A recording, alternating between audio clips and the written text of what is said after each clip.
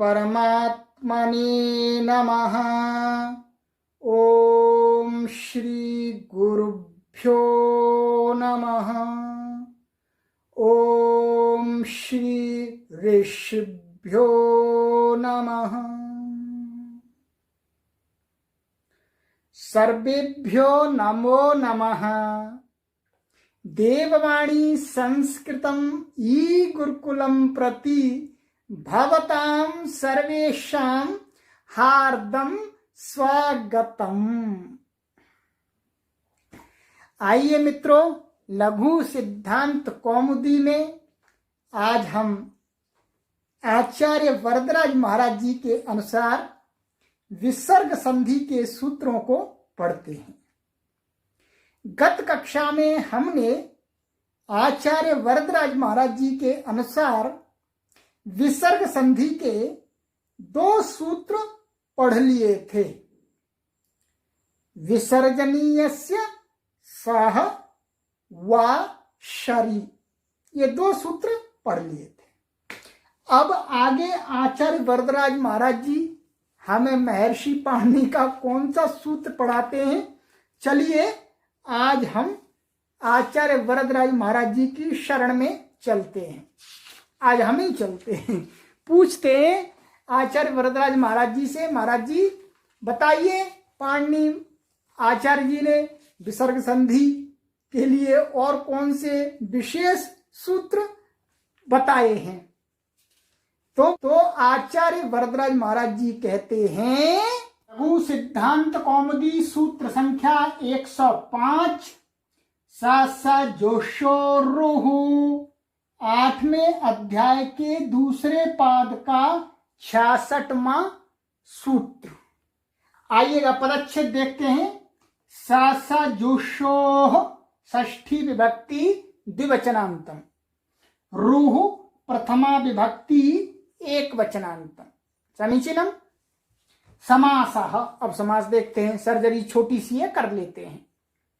सश्च सजूश्च सजुषौ तयोः साजुषोः इतरेतर योग द्वंद्व समासः। सरल समास है, कोई परेशानी नहीं है, ठीक है। ये सरल इसका समास हो गया, परच्छेद हो गया, सूत्र बतला दिया। अब हम इस सूत्र को देखते हैं। ये सूत्र 8वें अध्याय के दूसरे पाद में है और इसके ऊपर से एक सूत्र की अनुवृत्ति आ रही है जी।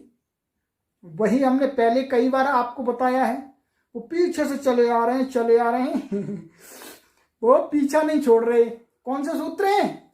पदस्य, अपना अधिकार दिखाते हैं जी। पदस्य पदस्य पदस्य पदस्य, अपना अधिकार दिखाते हुए इसी अधिकार में चलना है सबको। तो वो पदस्य अधिकार सूत्र आ रहे हैं, वो इसमें भी आ गए जी। और कहने लगे हमारा सहारा लो, हमारी बात को मानो। तो इन्होंने कहा सजुषोरुः ने, ठीक है जी महाराज जी आपकी बात मान लेते हैं, बताइएगा क्या करना है। तो उन्होंने कहा हमारा प्रयोग करो। तो आचार्य वरदराज महाराज जी ने पदस्य सूत्र का इस सूत्र में प्रयोग करके जो अर्थ बनाया है उसको देखते हैं। अर्थ: पदान्तस्य सस्य सजुषश्च रुः स्यात्। बन गई बात जी, बना दिया उन्होंने, उनका भी उसमें काम कर दिया। कहा जी पदान्तस्य, पद हमने कई बार बताया है, सुप तिगंतम पदम, और आगे सुबंत में पढ़ना है हमको। तो जो पद अर्थात जिनके अंत में तिंग है कोई अथवा कोई सुप है, तो इसका तात्पर्य है कोई भी शब्द, संस्कृत का कोई भी शब्द, आप सारे शब्दों को ले लीजिएगा, सारे शब्द पद हैं। तो उन शब्दों के अंत में, यदि अंत में यानी कोई शब्द है उसके अंत में क्या है? स। उसके अंत में क्या है जी? स। दंत स, हलंत होना चाहिए, ऐसा होना चाहिए, ठीक है, आकार सहित नहीं होना चाहिए, ऐसा होना चाहिए। और सजुषः, और ये एक सजो शब्द है। क्या है ये ऐसा है, इसके अंत में मूर्धन्य श है, इसलिए इस वाले से काम नहीं चल रहा था, इसलिए कहा जी चलो आपको हम अलग से पढ़ देते हैं, तो इसलिए अलग से पढ़ दिया। तो कहा कि इनको क्या होता है, रूह स्यात, रू हो जाता है। अब वो रू कहां होगा, पूरे शब्द के स्थान में होगा या कहीं आगे पीछे बीच में, कहां होगा जी, ऊपर नीचे। तो उसके लिए हमने पहले आपको बता दिया है, अलोन्त्यस्य, झट से भाग करके आ जाते हैं कि भाई ठहरो, हम बताएंगे कहां पर होना है आपको, आप षष्ठी निर्दिष्ट हैं इसलिए। तो वो कहते हैं कि अलो अन्त्यस्य, अन्त्यस्य अलः स्थाने षष्ठी निर्दिष्ट आदेश स्यात्। भाई षष्ठी निर्दिष्ट आदेश जो है वो तो अंतिम अल के स्थान में होता है, अंतिम वर्ण के स्थान में होता है। ये इसका सूत्र का अर्थ हो गया। अब इसका उदाहरण क्या है, आगे के सूत्र में हम देखेंगे इसका प्रयोग करके। इतना आपने समझ लिया, कोई भी शब्द है उसके अंत में पद संज्ञा की गई हो, सुप्तिगंतम पदम से, उसके अंत में यदि स है तो उसको रू हो जाता है और सजोष के श को हो जाएगा। और ये स अधिकतर कहां मिलता है, प्रथमा विभक्ति एक वचन में क्या आता है, ये सु आता है। क्या आता है व्याकरण में, ये सु एक प्रत्यय आता है ऐसा, इसका ऊ तो हट जाता है तो क्या बचता है, स बचता है। तो सब शब्दों में ही आता है, जो प्रातिपदिक होते हैं उनमें सब में आता है, उनमें सब में आता है, और कुछ तिगंतों में भी आता है। तो वहां वहां ये लगेगा। अब आगे देखेंगे कहां कहां मिलेगा, जहां जहां मिलेगा। और कुछ जगह ऐसा भी है कि सीधा भी आता है, जैसे आपका ये शब्द है, क्या है, पायस। ऐसे बहुत सारे सकारांत शब्द हैं, तो इसके अंत में ये मिल गया तो यहां पर भी हो जाएगा। चलिए इतनी बात हमने समझ ली कि पद के अंत में यदि कहीं हमको स दिखेगा तो हम इस सूत्र के सहयोग से उस स को रू कर देंगे, छोड़ेंगे नहीं जी, स नहीं छोड़ेंगे, रू कर देंगे। अब आगे आचार्य वरदराज महाराज जी महर्षि पाणिनि का एक सूत्र लेकर के आते हैं, कहते हैं लघु सिद्धांत कौमुदी सूत्र संख्या 106, अतो रो रप्लुता दप्लुते, अष्टाध्यायी 6वें अध्याय के प्रथम पाद के 113वें सूत्र महाराज जी। चलिएगा अब सूत्र महाराज जी की तोड़ फोड़ कर लेते हैं, जो भी कुछ करना है। पदच्छेद करते हैं, पहले इनका पद से अलग अलग करते हैं। अतः पंचमी विभक्ति एक वचनांतम, रोहो षष्ठी विभक्ति एक वचनांतम, अप्लुतात पंचमी विभक्ति एक वचनांतम, अप्लुते सप्तमी विभक्ति एक वचनांतम। सरल है, कोई परेशानी नहीं है।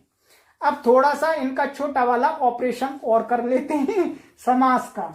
चलिएगा, न प्लुतः अप्लुतः, तस्मात् अप्लुतात, नहीं तत्पुरुषः, नहीं तत्पुरुष है, ये नहीं लिखा है मैंने, बिंदी लगा दी है, ठीक है। तो ये नहीं तत्पुरुष अर्थात जो प्लुत नहीं है, ठीक है। प्लुत क्या है, उकालो ह्रस्व दीर्घ प्लुतः, तीन मात्रिक, वो तीन मात्रिक नहीं है, तो इसका मतलब है ह्रस्व दीर्घ। अब उसमें से भी कौन सा है ये बताएंगे, परंतु अप्लुतः का अर्थ है जी यहां प्लुत नहीं है। आइएगा दूसरा समास देखते हैं इनका। न प्लुतः अप्लुतः, तस्मिन् अप्लुते, नहीं तत्पुरुषः, यहां पर भी नहीं तत्पुरुष महाराज जी है, दोनों जगह नहीं तत्पुरुष समास कर दिया है जी, ठीक है। तो अब ये आपको समझ में आ गया, सरल है। अब देखिएगा इस सूत्र में ऊपर से एनः पदांता दति, इसके ऊपर सूत्र है अष्टाध्यायी में, तो वहां से अति आ रहा है, सप्तम्यंत पद अति। और फिर थोड़ा सा और नीचे एक सूत्र है, इसके ऊपर और उससे नीचे रित उत, तो रित उत से उत आ रहा है। तो ये दो पद आ रहे हैं, इस सूत्र में जुड़ेंगे। ठीक है, अब उन दोनों पदों को जोड़ करके आचार्य वरदराज महाराज जी क्या अर्थ बनाते हैं, आइए देखते हैं। कहते हैं अप्लुतात् अतः परस्य रोहो उहु स्यात् अप्लुतेति।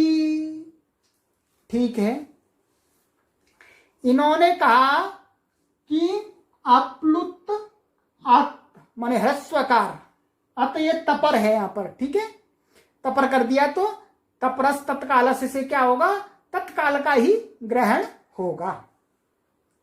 तो अप्लुतात माने ह्रस्व आकार, और ये कहा जी अप्लुतात, भाई ह्रस्व तो प्लुत कहां से आ गया, ये थोड़ी सी समझने वाली बात है आपको। अभी तीन प्रकार के स्वर हैं, ह्रस्व दीर्घ प्लुत। एक मात्रक होता है ह्रस्व, द्विमात्रक होता है दीर्घ, त्रिमात्रक होता है प्लुत। जो ह्रस्व है वो दीर्घ नहीं है, और जो दीर्घ है वो प्लुत नहीं है, अर्थात ह्रस्व भी प्लुत नहीं है। तो तीनों अलग अलग हैं। फिर यहां ये कह रहे हैं कि ह्रस्व आकार, और वो कैसा होना चाहिए, प्लुत नहीं होना चाहिए जी। अरे वो प्लुत तो है ही नहीं, प्लुत कहां है, वो तो ह्रस्व है। जब तपर कर दिया तो तपर करने से ही निश्चय हो गया कि भाई ह्रस्व का ही ग्रहण होगा। फिर भी कह रहे हैं जी अप्लुतात। इसी प्रकार से यहां अति माने ह्रस्व आकार के परे रहते, और वो कैसा होना चाहिए, अप्लुते, वो भी प्लुत नहीं होना चाहिए। अरे भैया वो प्लुत नहीं है, वो तो ह्रस्व ही है। फिर आचार्य पाणिनि जी इतने बड़े व्याकरण के आचार्य हैं, वो ऐसा कह रहे हैं तो गलत तो नहीं होगा, कोई न कोई तो रहस्य है इसमें। ठीक है, कोई न कोई रहस्य है। चलिए वो रहस्य क्या है, आपको समझ में आ जाए तो अच्छी बात है, और समझ में नहीं आए तो आपको बिल्कुल भी कंफ्यूज नहीं होना है, घबराना नहीं है। आपको ऐसा नहीं समझना है कि हमें समझ में नहीं आया। क्यों? क्योंकि ये बात आगे सिद्धांत कौमुदी की है, परंतु हम आपको थोड़ा सा यहां समझाना चाह रहे हैं, आप समझ जाएंगे। महर्षि पाणिनि ने ये ह्रस्वकार लिया और इसका विशेषण बनाया अप्लुतात। भाई अप्लुत अर्थात प्लुत नहीं होना चाहिए जो कि पहले से है नहीं प्लुत, वो तो ह्रस्व बेचारा। तो महर्षि पाणिनि कहना चाह रहे हैं कि ऐसा ह्रस्वकार हमको चाहिए कि जिसको आगे चल के कभी प्लुत नहीं हो, फ्यूचर में कभी भी उसको प्लुत ना हो, ऐसा आकार चाहिए। क्योंकि जो प्लुत का विधान है वो 8वें अध्याय के दूसरे पाद में है।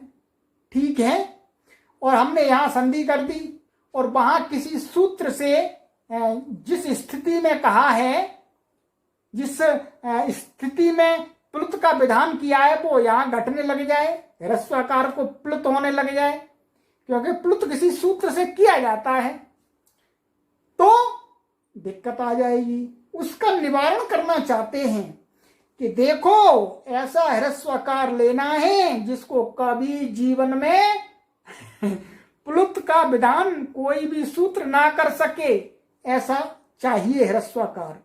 और ऐसा ही ह्रस्वकार बाद में परे होना चाहिए जिसको कभी प्लुत का विधान महर्षि पाणिनि जी स्वयं आगे चल के 8वें अध्याय में ना करें। ये क्यों कहा? क्योंकि पहले ये काम प्राप्त होता है, बाद में वो प्राप्त होता है पूर्वत्र सिद्धम से, अर्थात 7 अध्याय 1 पाद के सूत्रों की दृष्टि में 8वें अध्याय के 3 पादों के जो सूत्र हैं वो ना के बराबर हैं, वो बाद में लगते हैं।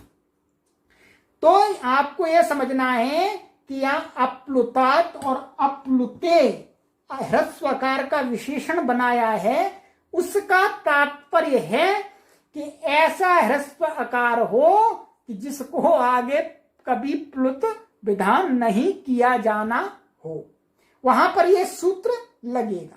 ठीक है, बस इतना ही काफी है अभी आपको। अब आ जाइएगा, इसका अर्थ देखते हैं पूरा। क्या कहा? अप्लुतात् अतः परस्य, माने अप्लुत ह्रस्व आकार से परस्य रोहो, माने परे जो रू कौन सा? इस सूत्र से जो विधान हुआ है, मैंने सूत्र मिटाया नहीं इसीलिए, इस सूत्र से जो रू का विधान हुआ है उस रू को क्या हो जाता है? ऊहु स्यात्, ऊ हो जाता है। कब? अप्लुते अति, बाद में भी अप्लुत ह्रस्व आकार हो तो। ठीक है जी। अब ये सूत्र घटेगा। ये रू कहां करता है? इसके उदाहरण में एक उदाहरण दिया इन्होंने, शिवोर्च्यः। ठीक है, अब दोनों सूत्र घटेंगे आपके। आइएगा, देखिएगा क्या है। ये है, ऐसा है ये शिव, और यहां पर इसको क्या है? स्वादि उत्पत्ति करते हैं। स्वादि उत्पत्ति से मीन्स प्रथमा विभक्ति एक वचन का एक प्रत्यय लाते हैं, सु। तो यहां से क्या आ गया? ये सु आ गया। ठीक है, ऐसा आनुनासिक होता है ये। तो इसकी इत संज्ञा हो जाती है उपदेशे अजनुनासिक, इत से इत संज्ञा हो गई। तो कहा जी आप जाओ, बस अब हम अकेले यहां डटे रहेंगे। तो ये बच गए। ठीक है, अब इसको आप मिला दीजिए, क्या बन गया?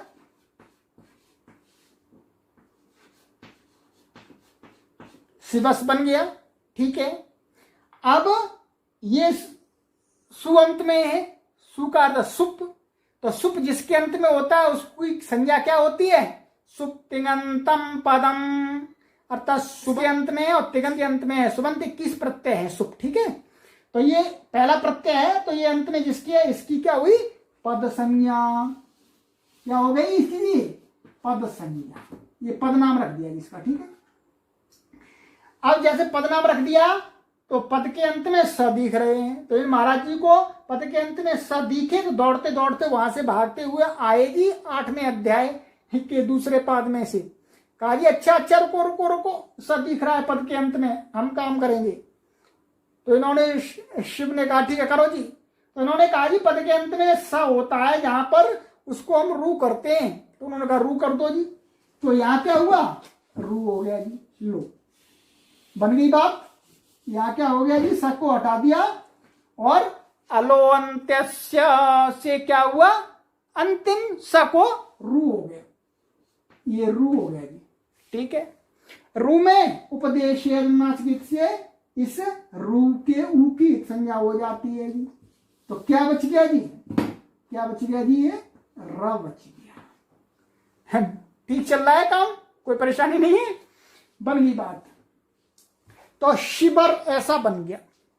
आगे एक और शब्द है, कौन सा शब्द है जी? अर्च्यः। अर्च्यः का अर्थ होता है अर्चना करने योग्य, पूछ है। अब इन महाराज जी को दिखा कि अच्छा हमारी स्थिति तैयार हो गई जी, रू बन गया। ये रू के रेप को करता है जी, केवल रेप र को नहीं करता। जो रोह का है रू मिलेगा। कौन सा रू? ये वाला रू। बस इसने कहा है अप्लुत ह्रस्व आकार। अच्छा जी, ये शिव का आ है, ये कैसा है? ये है जी अप्लुत है, इसको आगे चल के प्लुत नहीं होना है, ह्रस्व है।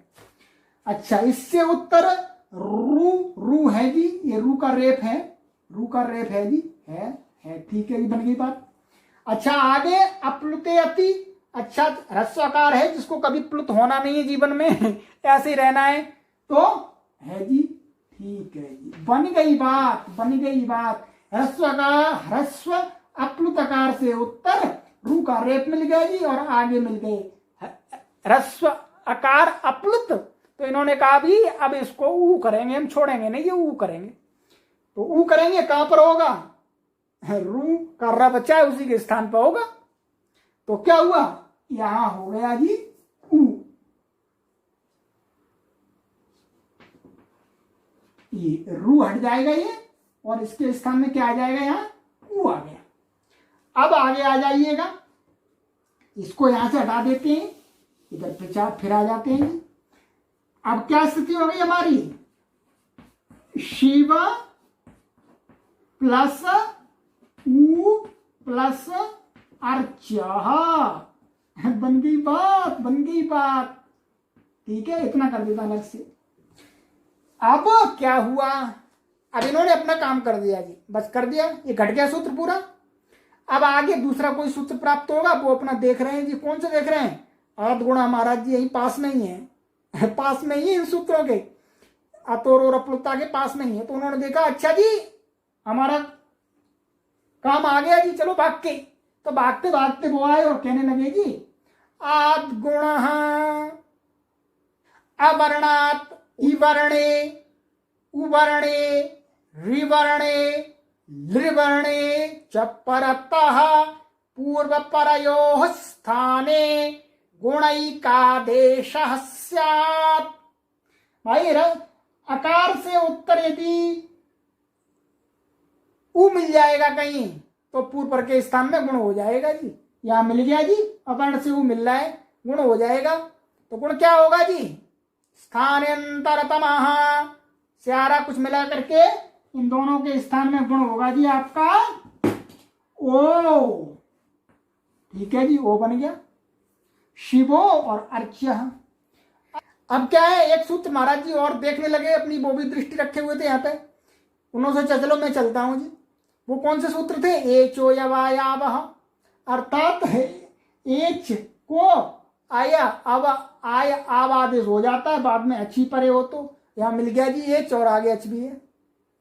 यदि एचो यवायावः लग जाएगा तो अनिष्ट बन जाएगा जी। तो एक सूत्र और वही खड़े हुए थे, तो उन्होंने कहा ठहरो ठहरो भाई, यहाँ नहीं आपको स्थान है, आपके एंट्री यहाँ नहीं है। तो वो कौन से हैं, एंगः पदांतादति, एंग से उत्तर माने पदांत, पद के अंत में यदि एंग प्रत्याहार माने ओ ए और ओ अंत में है और आगे ह्रस्वाकार है, तो क्या होता है, पूर्व पर के स्थान में पूर्व रूपैकादेशः स्यात्, पूर्व रूप एकादेश हो जाता है जी। पूर्व अर्थात इन दोनों के स्थान में क्या हो जाएगा, पूर्व ऐसा हो जाएगा, ओ हो जाएगा। तो ओ हो जाएगा तो क्या बनेगा, अच्छा जी इन दोनों को तो हटा देंगे। तो देखिएगा ध्यान से,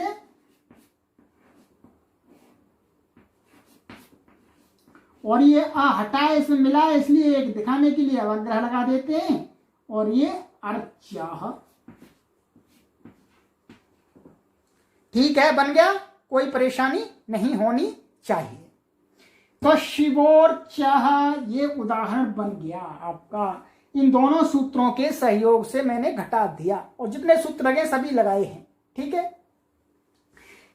तो इस संधि से संबंध, रू के रेप की संधि से संबंध एक सूत्र ये और है, इसको भी आचार्य वरदराज महाराज जी ने पढ़ा दिया। कहा हशीचा, छठवें अध्याय के प्रथम पाद का 114वां सूत्र है। अतो रोर अप्लुता दप्लुते सूत्र के नीचे ही है। पदच्छेद देखिएगा, हशी सप्तमी विभक्ति एक वचनांतम चा अव्ययपदम, बहुत सरल है, कोई समास नहीं है। इस सूत्र में भी ऊपर से रित उत से उत की अनुवृत्ति आती है, उत। ठीक है, और अतो रोर अप्लुता दप्लुते से अप्लुतात और अतः की अनुवृत्ति आती है। ठीक है, इसलिए आचार्य वरदराज महाराज जी ने इसका अर्थ कर दिया तथा। अब तथा का अर्थ है जैसा अतो रोर अप्लुता दप्लुते था, बिल्कुल वैसा ही है, थोड़ा सा अंतर है बस। क्या, वहां अति और अप्लुते था वो हट गया। क्या है, वो हट गया, क्योंकि यहां हशी आ गया उसके स्थान में सप्तम अंत।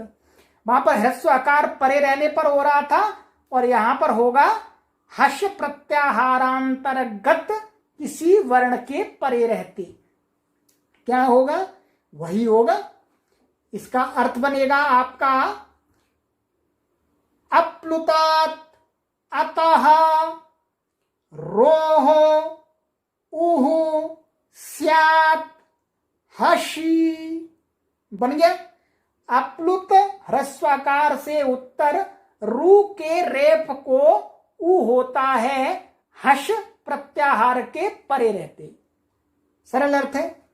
ठीक है। हश का अर्थ हो गया ह, य, व, र, ल, ञ, म, ङ, ण, न, म, झ, भ, ञ, घ, ढ, धश, ज, ब, ग, ड, द, इतने वर्ण।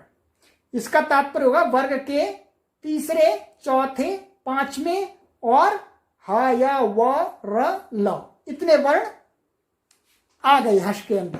तो इनमें से कोई भी वर्ण बाद में होगा तो रू के रेफ को उ हो जाएगा, ह्रस्व अप्लुत से उत्तर होगा। तो अब देखिएगा, ये शिवो वंद्यः, ये उदाहरण है। तो ये क्या है? पूर्वक है। ठीक है। ऐसा है शिवस्य, ये सु आया, सु का अनुबंध आदि लोप करके क्या बचा? सा। इसकी पद संज्ञा है सुप्तिगंतम पदम, पद के अंत में हो गया। सस सो रूह, महाराज जी आए, उन्होंने क्या कर दिया जी? इसको रू कर दिया। रू के ऊ का अनुबंध लोप होकर के क्या बचा? केवल रू बचा। ठीक है। अब क्या बन गया? शिवर। शिवर। और आगे क्या है? वंद्यः। अब देखिएगा, ह्रस्व अप्लुताकार से उत्तर ये रू था, तो रू का रेफ है, उसको हश प्रत्याहारांतर्गत किसी वर्ण के परे रहते, तो ये वह हश प्रत्याहार में आता है। आता है जी, आता है। तो इस रू के रेफ को क्या हो जाएगा? ऊ। अब क्या लगा? आद गुणाः से पूर्व पर के स्थान में क्या हो जाएगा? गुण एकादेश हो जाएगा। क्या बन गया? शिवो वंद्यः। बन गई बात, कोई परेशानी नहीं है। तो आपके आज रुत्व विधान वाला सूत्र पढ़ लिया और उत्व विधान वाला, माने रू के स्थान में उत्व विधान के ये दो सूत्र थे, उनको हमने आज इसमें पढ़ लिया। आगे की कक्षा में विसर्ग संधि के और सूत्रों को पढ़ेंगे। आइए अब इस कक्षा को यहीं विराम देते हैं। सर्वेभ्यो नमो नमः।